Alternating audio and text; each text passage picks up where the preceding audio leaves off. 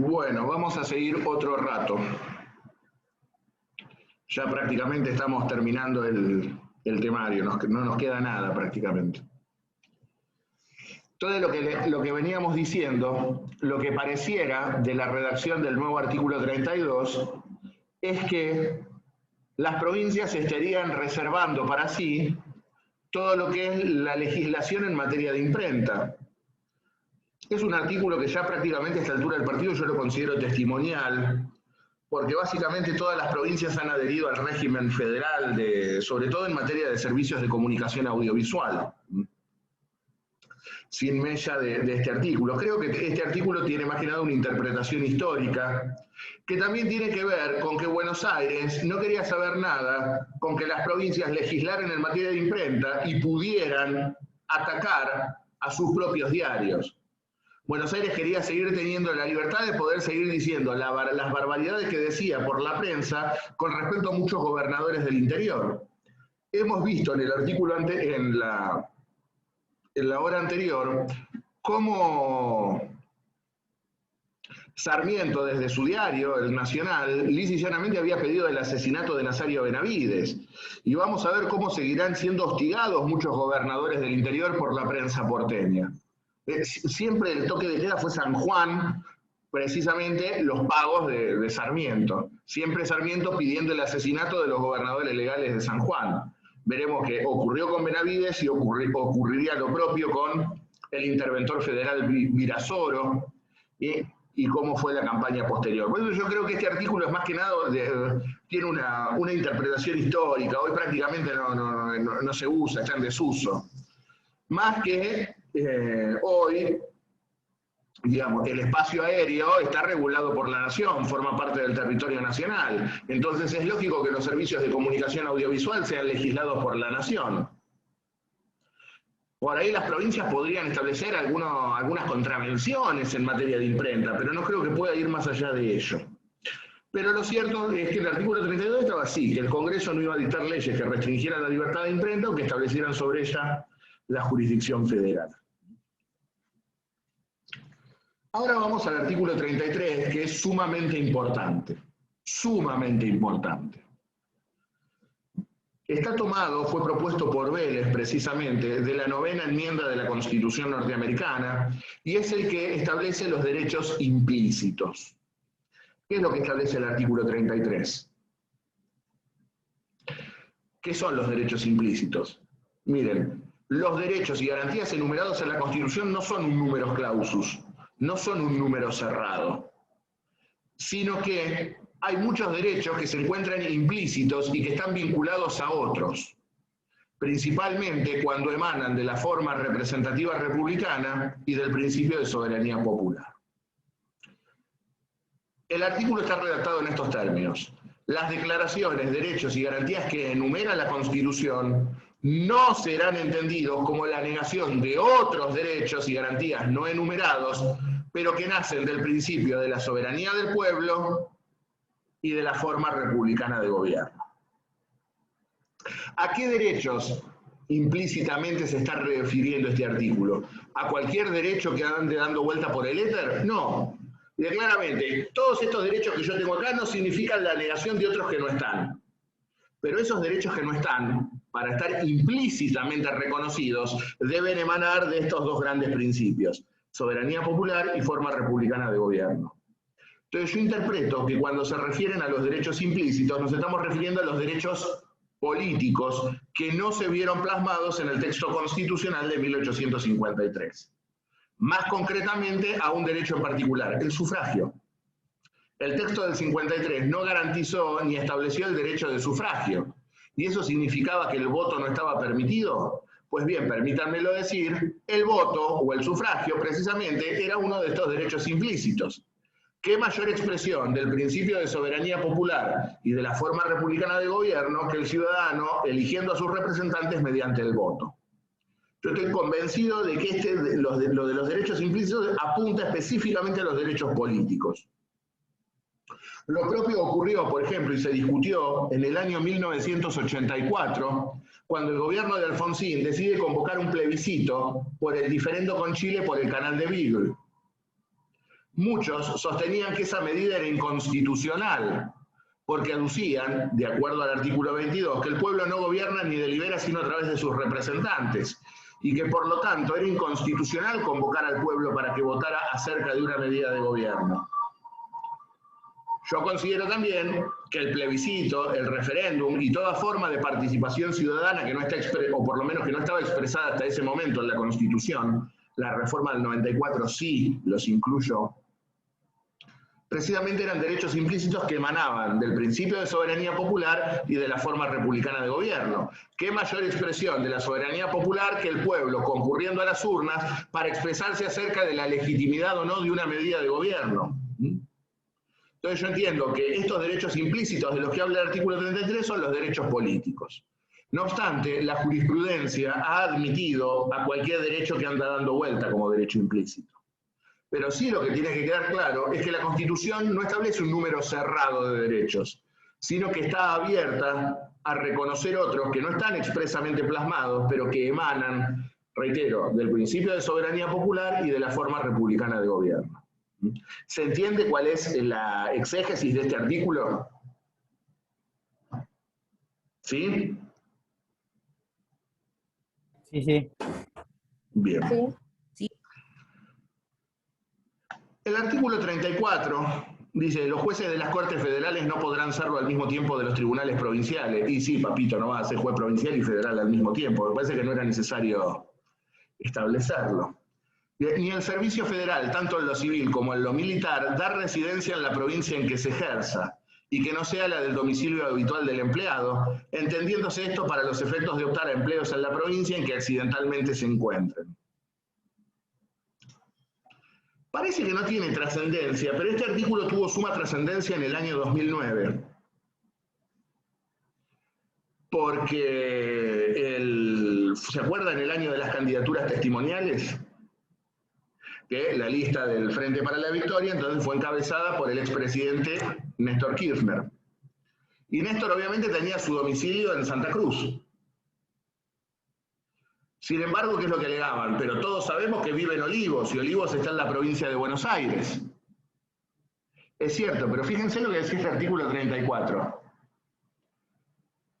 Ni el servicio militar, tanto en lo civil como en lo militar, da residencia en la provincia que se ejerza. Es decir, vivir en Olivos no te da residencia en la provincia, es porque es una residencia transitoria. La verdad, discutir esto ya a esta altura del partido me parece ilógico. Pero fíjense, este artículo que estaba perdido ahí en el arcón de los recuerdos, cómo salió a la luz. Finalmente el juez federal con competencia electoral, Manuel Blanco, dijo, miren, esta cláusula es muy vieja, está en desuso, no corresponde aplicarla. Pero estaba allí. Y por último, con respecto a la parte dogmática, a la primera parte de la Constitución, lo que dije hoy, no nos ponemos de acuerdo ni en cómo nos llamamos. Los nombres oficiales del Estado. Y fíjense lo que dice. Las denominaciones adoptadas sucesivamente desde 1810 hasta el presente, a saber, Provincias Unidas del Río de la Plata, República Argentina y Confederación Argentina, serán en adelante nombres oficiales indistintamente para la designación del gobierno y territorio de las provincias, empleándose las palabras Nación Argentina en el proceso de formación y sanción de las leyes. Es decir, tenemos 4 nombres oficiales. Provincias Unidas del Río de la Plata, República Argentina, Confederación Argentina, y para los documentos oficiales, es decir, para la formación y sanción de las leyes, Nación Argentina. Así que tranquilamente, el año que viene, que es año mundialista, vamos a Qatar a hinchar por las Provincias Unidas. O a los que nos gusta Rosa, aguante la Confederación Argentina. Yo creo que esto no pasa en ningún lado del mundo. Discutir cómo te llamás, creo que es insólito. Pero bueno, está allí. Lo que sí tiene que quedar claro es que para los documentos oficiales se usa el término Nación Argentina. Por eso, por ejemplo, si ustedes ven en las leyes, bueno, la honorable Cámara de Diputados y el Senado de la Nación Argentina sancionan con fuerza de ley. El presidente de la Nación Argentina decreta. Para los documentos oficiales se usa el término Nación Argentina. Pero el resto de las denominaciones es válida y también es oficial. Y que con esto terminan las modificaciones a la primera parte de la Constitución, a la parte dogmática de la Constitución. Luego se introdujeron reformas en la parte orgánica, es decir, en la parte de los poderes.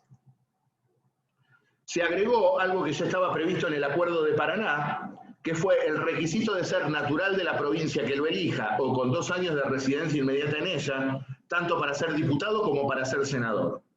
Si para ser diputado de una provincia vos tenés que haber nacido en esa provincia o al menos tener 2 años de ciudadanía en la provincia. En realidad, el artículo dice residencia. Viviendo 2 años de continuo estaría. El Código Electoral dice ciudadanía. Ciudadanía implica el ejercicio de los derechos políticos.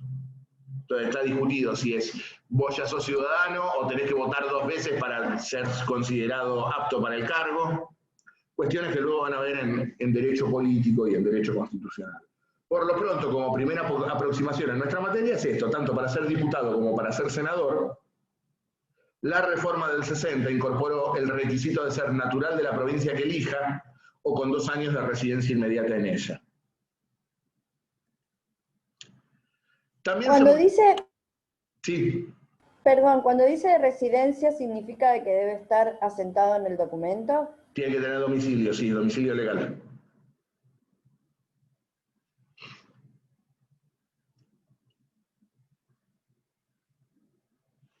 Siempre el año de elecciones empiezan los cambios furibundos de domicilio para ver, a este lo mando de candidato a tal lado, ay, pero no tiene domicilio ahí, bueno, vamos al registro y hagamos rápido el cambio.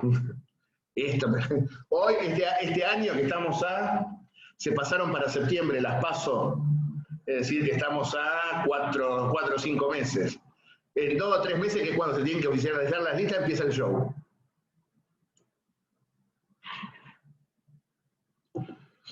Como ya les decía, se modifican los sujetos pasivos de juicio político, es decir, quienes pueden ser destituidos por juicio político. Se saca a los legisladores, es decir, los diputados y senadores no pueden ser destituidos por juicio político. ¿Esto quiere decir que un senador y un diputado no pueden ser destituidos? No. Yo no sé si Carlos se los explicó, porque esto es algo que me obsesiona más a mí que a él, que la Constitución del 53 preveía 2 mecanismos distintos para destituir a un legislador. Por un lado, el juicio político, y por el otro lado, el artículo que decía que cada Cámara podía corregir a cualquiera de sus miembros con los 2/3 de los votos, e inclusive hasta excluirlo de su seno por inhabilidad física o moral sobreviniente. ¿Se los explicó a eso? ¿Sí o no? Sí, eso sí. Bien. Es decir, había 2 modos, o te echa la propia Cámara o te echábamos por juicio político. La reforma del 60 suprimió el juicio político a los legisladores, con lo cual, ahora para destituir a un diputado o a un senador, es la propia Cámara la que lo hace, sin necesidad de la intervención de la otra. Es lo que se denomina el desafuero. Es la propia Cámara la que lo puede hacer. Puede corregir la inconducta de uno de sus miembros con los 2/3. Y listo, ya está. No necesitas acusar con una Cámara y que te destituya la otra. La propia Cámara lo puede hacer. Tiene atribuciones propias para corregir la inconducta o inclusive destituirte. El Senado con los senadores y la Cámara de Diputados con sus integrantes. Y también se saca el juicio político a los gobernadores de provincia. ¿Y esto también significa que los gobernadores no pueden ser echados? No. Y para mí está bien que hayan sacado a los gobernadores de acá. ¿Por qué? Porque el gobernador no es responsable ante el Congreso de la Nación, el gobernador es responsable ante su propio pueblo. Por lo tanto, es facultad de la legislatura local sustanciarle un juicio político al gobernador, no del Congreso de la Nación. Por eso para mí esto fue correcto, sacar a los gobernadores del juicio político. Esto era propio de una constitución unitaria, no de una constitución federal. En un sistema federal, las inconductas del gobernador las determina la propia legislatura y la constitución local, no la constitución federal. En consecuencia, entonces, se saca del juicio político a los legisladores y a los gobernadores de provincia. Y se incorporan como sujetos de juicio político los jueces federales inferiores a la Corte. Es decir, un juez federal de primera instancia, un camarista federal, un juez de la casación federal podían ser destituidos hasta la reforma del 94 por juicio político.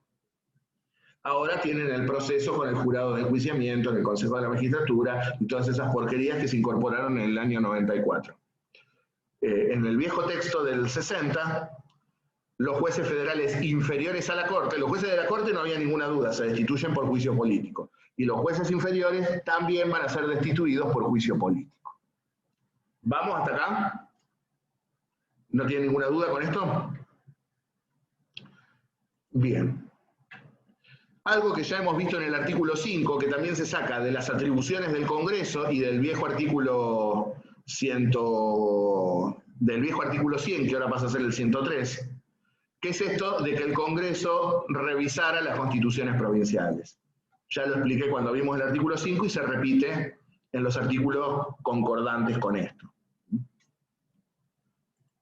Algo que es sumamente trascendente. La composición de la Corte. Esto ya sé que no lo vieron porque si están en el Poder Judicial quiere decir que andan por acá.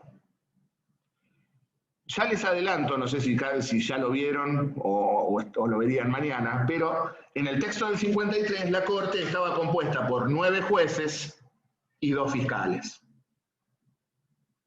La reforma del 60 quitó el número de ministros de la Corte.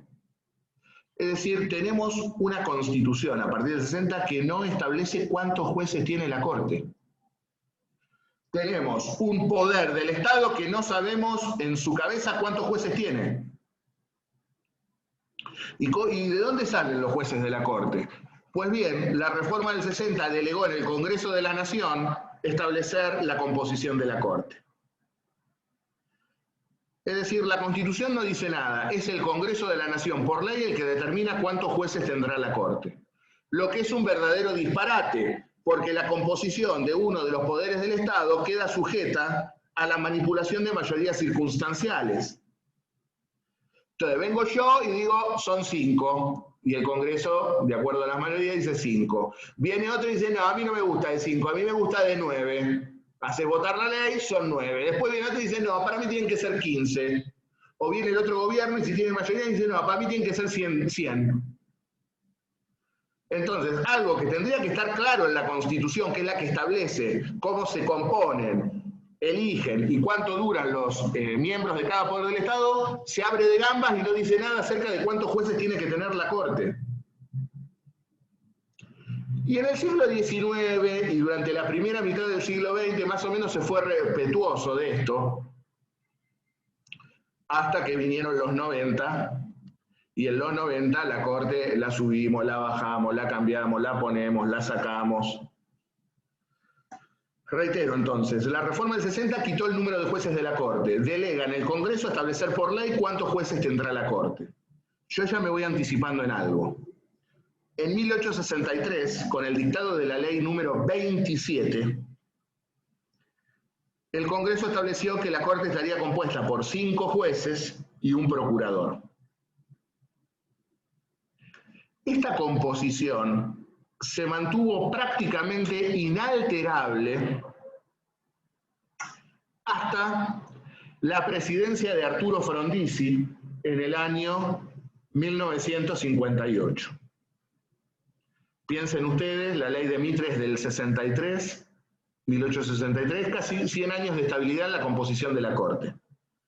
5 jueces. Durante la presidencia de Frondizi se aumenta a 7 el número de jueces. A través de la ley 14.774, me parece que no estoy seguro, tendría que chequearlo. Luego, durante la presidencia del doctor Ilia, hubo un proyecto para dividir en salas temáticas la Corte, una sala penal, una sala civil, una sala contenciosa. A ver, ¿dónde estamos?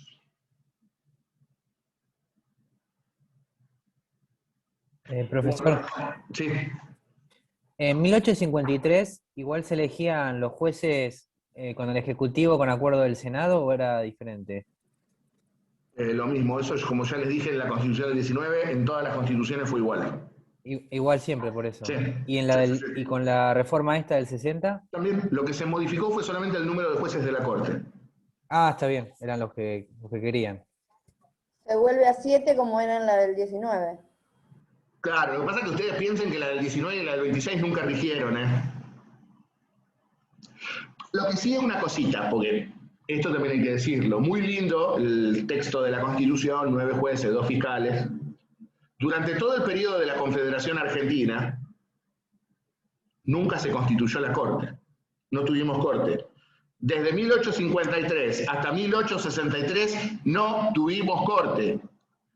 Tanto que jodieron con la Constitución y que el tirano no quería la Constitución y que Rosas no quería la Constitución, pusieron la Constitución y lo único que hicieron fue violarla, no componer los poderes, no regular los institutos propios de la Constitución. Para eso querían la Constitución. Durante toda la presidencia de Urquiza no hubo corte. Durante ahora el periodo que tenemos que ver de Derqui tampoco hubo corte. Recién fue Mitre, primero la ley 27, la que establece el número, después fue Mitre el que instaló la primera corte en 1863. El 15 de enero de 1863 se estableció por primera vez la Corte Suprema de Justicia. Y como les decía, hasta el gobierno de Frondizi se mantuvo, fueron 5, luego se estableció en 7. Se mantuvo esto con Guido y con Ilia. No obstante, reitero, durante la presidencia de Ilia hubo un proyecto que no llegó a presentarse, de dividir en salas temáticas la Corte. Con el golpe de Estado de 1966, la dictadura de Onganía volvió a la Corte al número de 5. Se mantuvo así durante el retorno del peronismo al poder del 73 al 76. La dictadura militar del 76-83 también mantuvo en 5 el número de jueces. La presidencia de Alfonsín también la mantuvo en 5, hasta que llegó Carlos.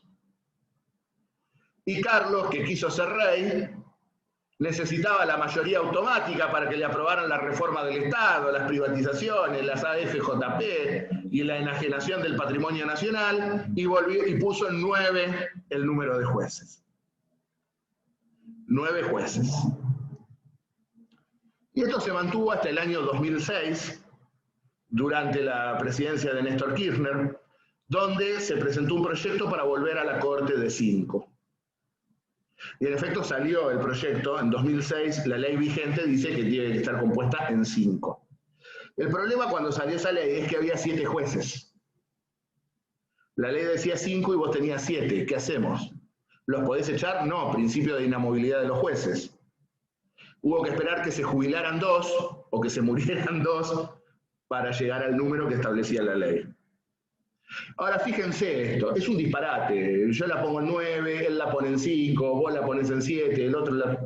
Esto tiene que estar establecido constitucionalmente, son tantos jueces y listo, se terminó.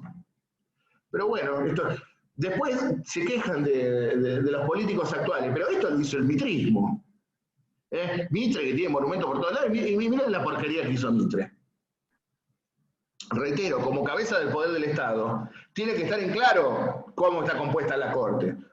Reitero, está sujeto a leyes comunes. Y ya para terminar la reforma, me queda el artículo 104, que es el viejo 101. ¿Se acuerdan? Las provincias conservan todo el poder no delegado por esta Constitución al gobierno federal. Que dijimos, todo lo que no se le dio a la nación se lo reservaron las provincias. Y fíjense lo que le agregan, esto es Buenos Aires Dixit. Y el que expresamente se hayan reservado por pactos especiales al tiempo de su incorporación. Es decir, los derechos que Buenos Aires se reservó por el Acuerdo de San José de Flores y el Pacto Complementario de Paraná. Esta, entonces, es la reforma constitucional de 1860. ¿Alguna pregunta?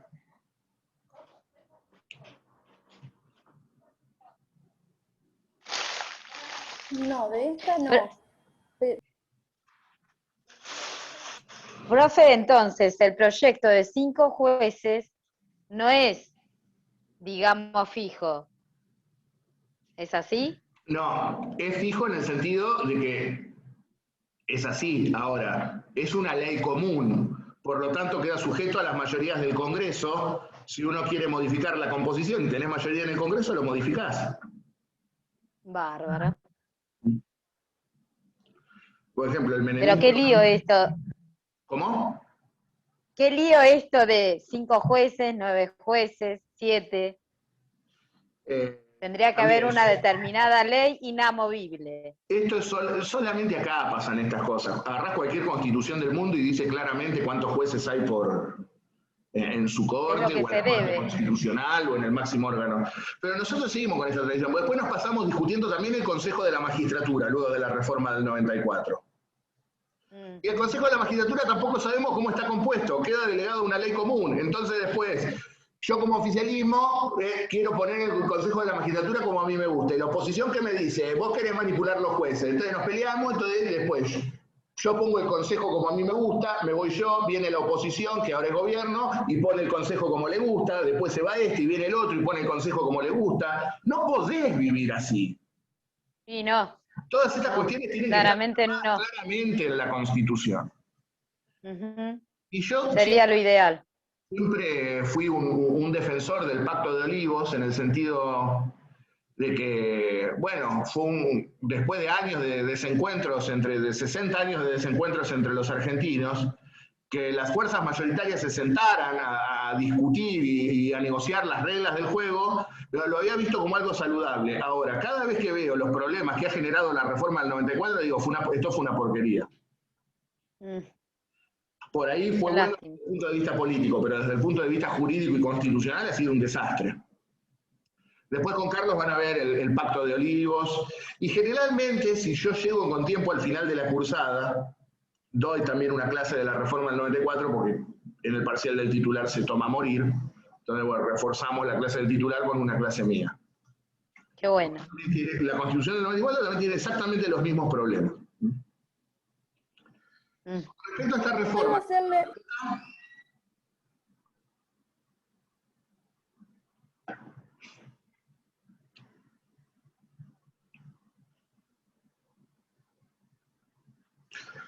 Bueno, entonces vamos a, ya en lo que nos queda, comenzar... ¿Puedo hacerle una... Perdón, profesor. Sí. ¿Puedo hacerle una consulta muy para atrás, que me quedó una duda? Por supuesto. En la Constitución del 19, que no tuvo vigencia, no me quedó claro el motivo por el cual no tuvo vigencia. Porque las autoridades que la promovieron cayeron. Fue sancionada, recuerden ustedes, por el Congreso de Tucumán, que se había trasladado a Buenos Aires, y por el directorio. Y digamos, estas autoridades en el año 19, estoy mirando para todos lados porque me está molestando un mosquito, durante todo el año 19 hemos visto el enfrentamiento que se produce con el litoral, la desobediencia tanto del Ejército del Norte como del Ejército de los Andes, y finalmente la caída del directorio en Cepeda. Por lo tanto, estaban todas las provincias levantadas contra el directorio, Cuyo levantada, Córdoba levantada, Tucumán levantado, el litoral levantado. Por lo tanto, la Constitución era imposible de imponer en el interior. Y en la misma Buenos Aires, con la caída del directorio y del Congreso en Cepeda, en la primer Cepeda, naufraga definitivamente esa Constitución. A diferencia de la del 26, que sí fue rechazada expresamente por las provincias. La del 19 es como que sí, se sancionó y nunca supimos bien qué pasó. Es esto, no había fuerza para imponerla en el interior, y después, en Buenos Aires, las autoridades que la promovieron cayeron, lisa y llanamente.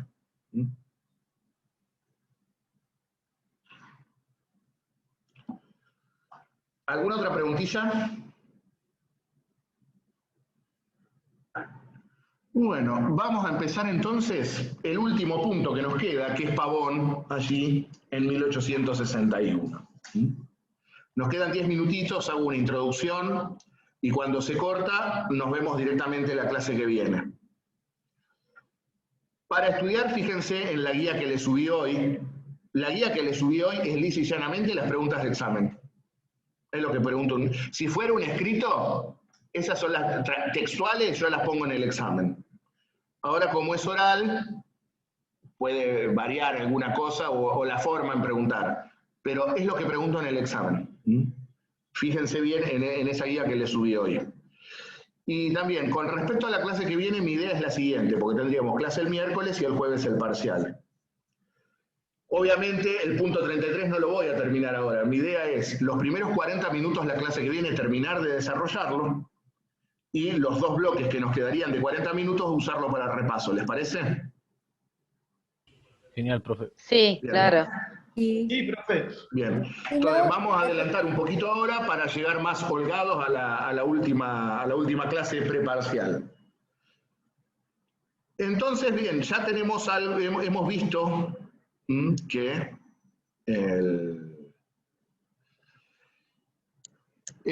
que en marzo de 1860 habían asumido Santiago Derqui y Esteban Pedernera como presidente y vicepresidente de la Confederación Argentina. En este sentido, entonces, ya es durante la presidencia de Derqui que se lleva a cabo la reforma constitucional de 1860 y la misma entra en vigencia en aquel año 60, en septiembre de 1860. Ahora bien, Derqui era un sujeto que políticamente no tenía el más mínimo peso. Y Derqui, en cierto modo, había llegado de la mano de Urquiza al gobierno. Pero Derqui va a tratar lentamente de sacarse de encima la tutela de Urquiza y tratará de recostarse con los liberales porteños en cuanto al ejercicio de su presidencia. En efecto, como un gesto de conciliación, luego de la firma del Acuerdo de Paraná, en julio de 1860, 2 porteños se van a incorporar al Gabinete Nacional. Norberto de la Riestra, que era el caballo de la época en Hacienda, y cuando digo el caballo de la época lo digo por la cuestión ideológica de economista liberal, y Francisco Pico en Relaciones Exteriores. Y Derqui se va a ir de Boca. Llegó de la mano de Urquiza y ahora parece que está de novio con Buenos Aires. En efecto, con la incorporación de la Riestra y de Francisco Pico, de la Riestra es el sujeto ese calvo con barba que aparece en la fotito y Pico es el canoso de al lado. Ahora gobernaré con el partido de la inteligencia. Quiere decir que la inteligencia estaba en Buenos Aires y las provincias eran brutas, Derqui. Esa es la interpretación que debemos hacer. Con lo cual, la cuestión es que comienzan nuevamente a producirse chispazos, primero entre Derqui y Urquiza, pero también lentamente comienzan a producirse desavenencias entre Buenos Aires, que no terminaba más de incorporarse, y la Confederación. Si ustedes recuerdan, hoy yo mencioné que Buenos Aires hacía una interpretación muy particular, tanto del Pacto de San José de Flores como del Acuerdo de Paraná. Si bien juró la Constitución del 60, consideraba que hasta tanto no se incorporasen al Congreso de la Nación sus legisladores, no estaba formalmente incorporada. Y no tenía la obligación de acatar las leyes federales. ¿Y esto por qué lo menciono? Porque nuevamente a fines del 60 va a estallar la guerra civil, que se va a profundizar en 1861. ¿Y por qué va a explotar nuevamente la guerra civil? Por 2 causas concretas. En primer lugar, nuevamente problemas en San Juan. Hemos visto en el primer bloque que en 1858 una revolución liberal apoyada por Buenos Aires había destituido y asesinado al gobernador Benavides. Producto de esa revolución, el gobierno de Urquiza había intervenido federalmente en la provincia de San Juan, mandando como interventor federal al ex gobernador de Corrientes, Juan José Virasoro. Y luego de que cesó la intervención, la legislatura sanjuanina elige a Virasoro como gobernador. Virasoro se quedó como gobernador. Y esto no les gustaba nada a los liberales porteños porque veían en Virasoro a un hombre de la Confederación. Como consecuencia de ello, en noviembre de 1860 estalla otra revolución liberal en San Juan que destituye al gobernador Virasoro y también lo asesina. Fíjense lo violenta que era la política. Pues ahora a veces cuando hablan de lo crispada que está la política y de la grieta y que esto que el otro, grieta era esta que se mataban directamente. Ahora la cuestión me parece que es más dialéctica.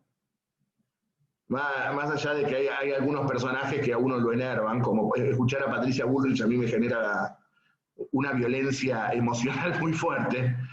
Pero bueno, no va más allá de lo dialéctico. En esta época se mataban.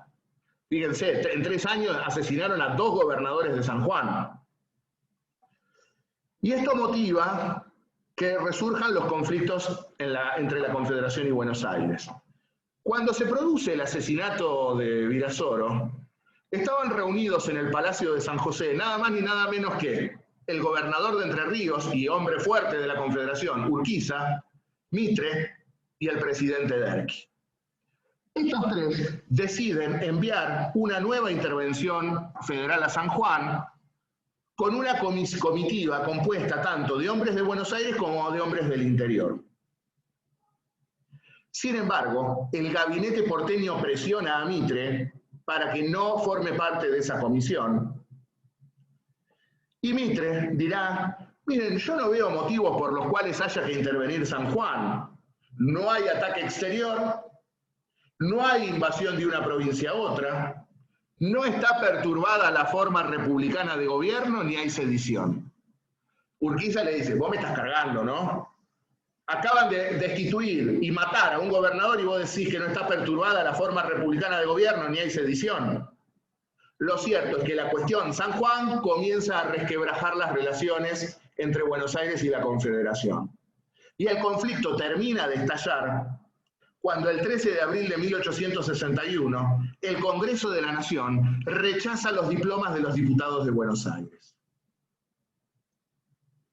El Congreso había prorrogado sus sesiones para las de 1860 hacia 1861 para tomarle juramento a los diputados y senadores de Buenos Aires. Los senadores, recuerden ustedes lo que establecía la Constitución del 53, debían ser elegidos por las legislaturas locales. La legislatura porteña eligió a los 2 senadores, no había problema con esto. El problema se dio con los diputados. ¿Por qué? Mitre consultó con Derqui si los diputados podían ser elegidos de conformidad con la ley local. Y Derqui se lo permitió. Cuestión que es un verdadero absurdo, porque los diputados nacionales deben ser elegidos de conformidad con la ley electoral nacional. Y recuerden ustedes el artículo constitucional que establece que cada Cámara es juez de los diplomas y títulos de los miembros electos.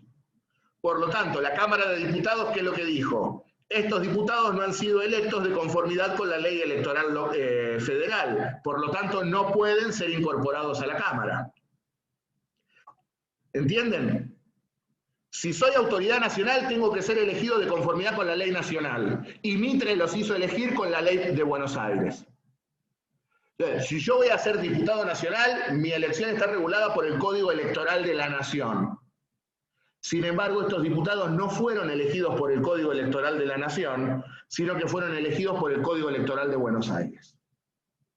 En consecuencia, ¿eran válidos estos diputados? No, porque no fueron elegidos de conformidad con lo que establece la ley federal. Los diputados nacionales son autoridad federal y tienen que ser elegidos de conformidad con la ley federal.